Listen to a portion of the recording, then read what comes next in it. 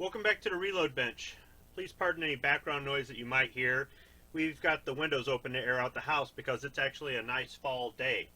So this is the 5th season I'll be deer hunting. Every season I learn something new. Sometimes it's something that somebody shows me when we're out hunting together.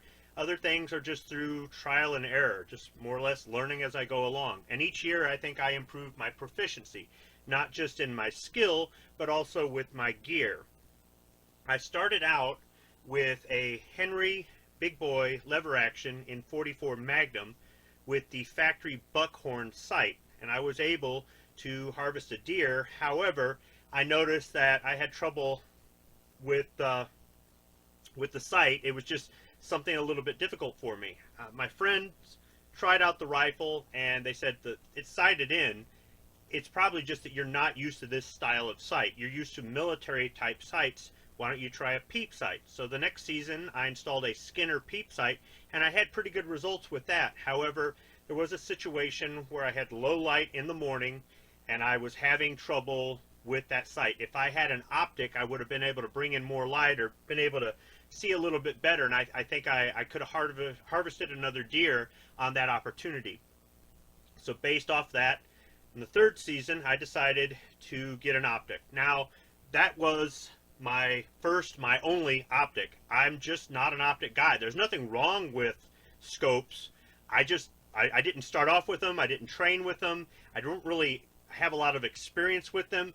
So it was just not my thing. But I realized that I'm getting nothing but older and my eyes are getting older with me. So any advantage that I can give myself to help to be able to harvest as many deer as possible, as many deer as legally possible, I'm going to go ahead and invest in that because my time for hunting is limited. So I have to make every opportunity count, or at least do everything that I think is within reason to give myself as many advantages as possible.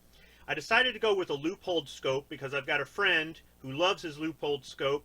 They're made in America and I've never heard anything bad about them.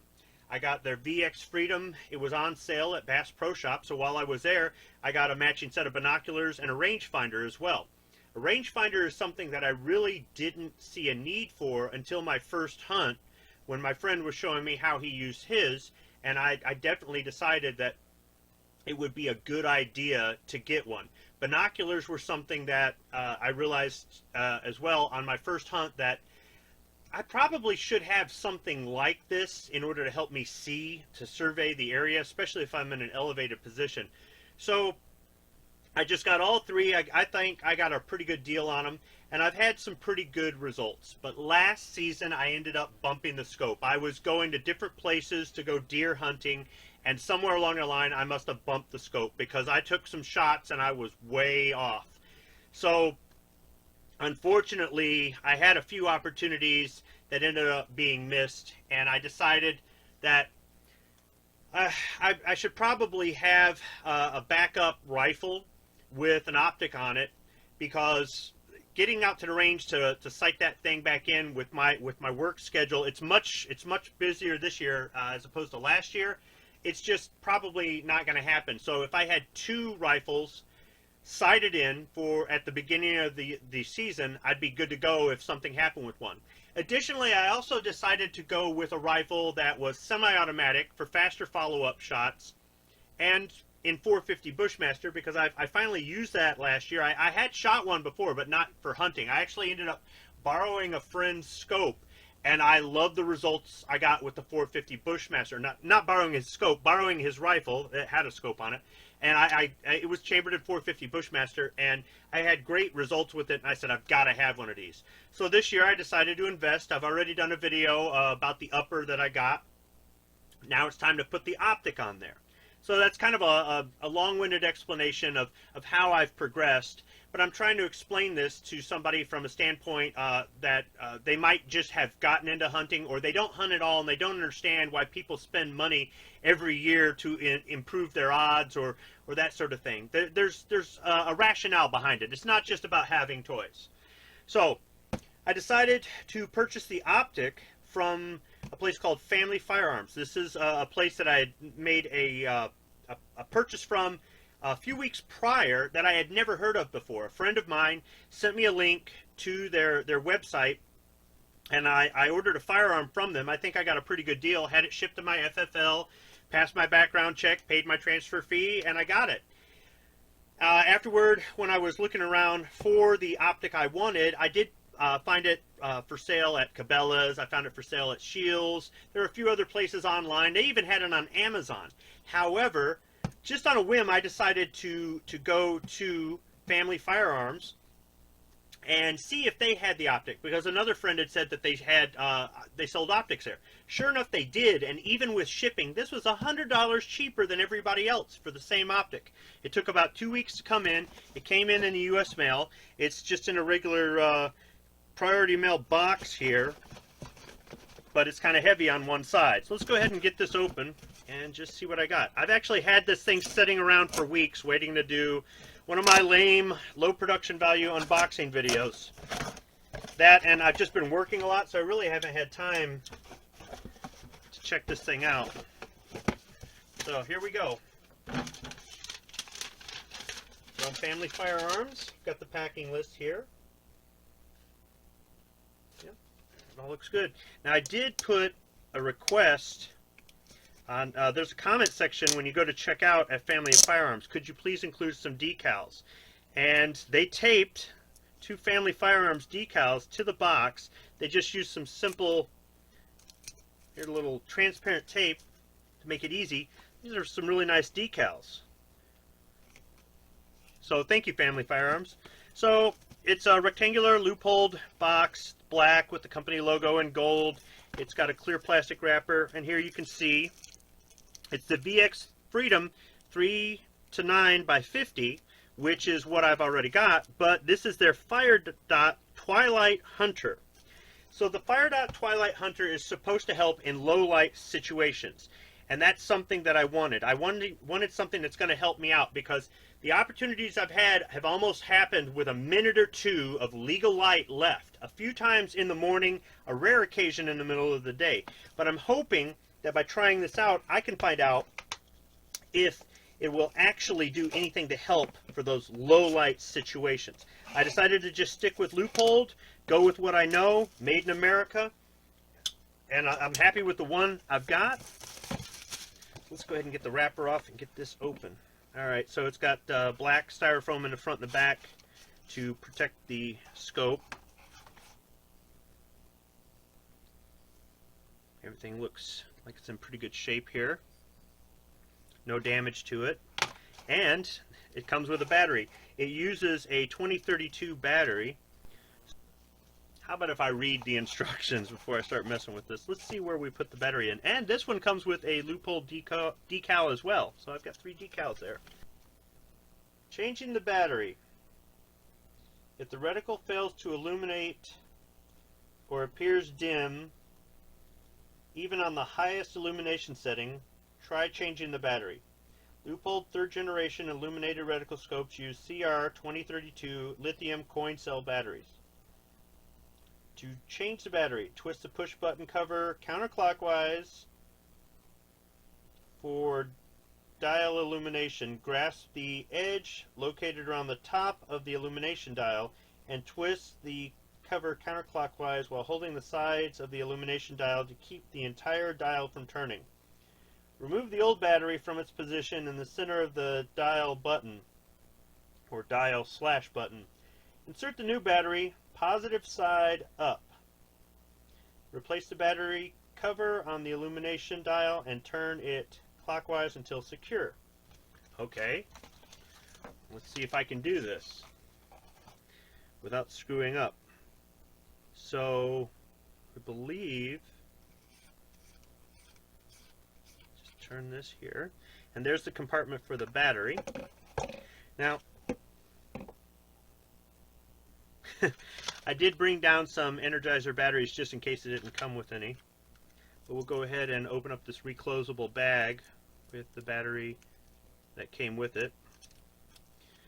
One of the reasons I bought this one as well, as opposed to some of the other ones that they had, was because of the price. This was the most affordable one that I could find that I thought would work well as far as the power range with the Firedot. I want to give it a try before I invest in something maybe a little bit more expensive or a little bit more powerful as far as, I mean, I'm not really doing any long distance shooting, so if this works out really well, if I want to get a setup for long distance shooting, I may go with another Firedot scope from Leupold, something a little bit more powerful, a little bit more expensive. There we go. So just on the left side of the optic as you would be looking at it, I just simply turned the dial and got the cap off, put the battery in, turned it counterclockwise till it's seated, and I don't know if that will show up on camera. You might be able to see that red dot in there. Alright, so reading the instructions here, it says to deactivate the illumination, which once again, don't know how well that's going to show up on camera. Doesn't look like through the viewfinder here at all, but it's there. Press and hold the button for 3 seconds. And it's off. And then to activate it, simply press this button here in the center, and it's on. So next, I simply have to mount this on my AR-15. So what am I going to mount it with? Well, I decided once again to go with what you know. From Amazon, got this. So let's get this open.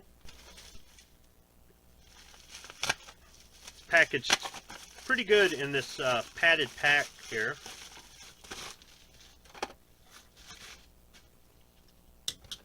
From Tally, I got their Modern Sporting Ring. This is their... This one is, you can get them in 3 different heights. You can get them in medium, low, or high. I got this one in high, and the height is measured from the rail to the scope center. Now that's what I've got on the Henry, on the big boy, our Tally rings.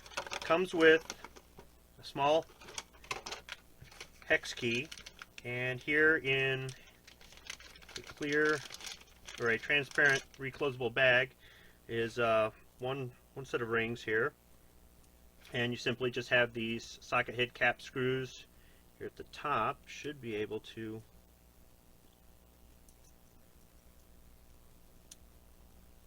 just fit the hex key in there and loosen them up. So this should just work just like my other set of rings. These are made in America, and I was really happy with these. I mean, they're scope rings. I mean, how can you really be disappointed? This isn't actually a hex either. This is a Torx, which I made that mistake when I mounted the rings on my big boy. Is that I used an Allen wrench, and it wasn't until later that I realized that it was a Torx. So it's good to keep this little key handy.